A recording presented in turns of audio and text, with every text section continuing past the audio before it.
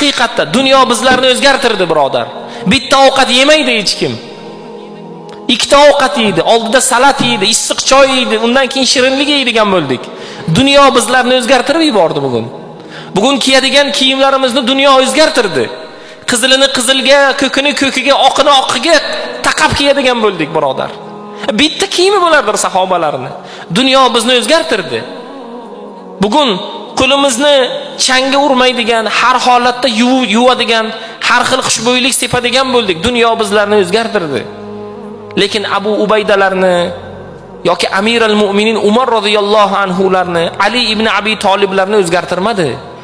Ali ibn Abi Tolib xalifa edilar. Yurganlarda yaktaylariga yamoq solingan edi. Shunda aytdilar sahobalar: "Ey Ali ibn Abi Tolib, yangisini olib kiysangiz bo'lmaydimi?" dedilar.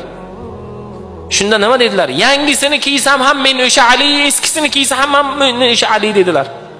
Kim aytadi bugun? Yangi mashina olish kerak. Odamlar mashinaga qarab ish qiladigan bo'ldi. Sizning tushunchangiz shunday. Yangi kiyim olish kerak. Qimmatroqdan olish kerak. Odamlar shunga qarab muomala qiladi. Bekor gap bu. Sizning tushunchangiz shunday, birodar. Birodar, shunday inson bo'lingki, shunday Xudoga yaqin bo'lingki, shunday duo qilingki, sizning mashinangiz, sizning uyingiz, sizning kiygan kiyimingizga qarab muomala qilishmasin. Siz o'shanday bo'ling.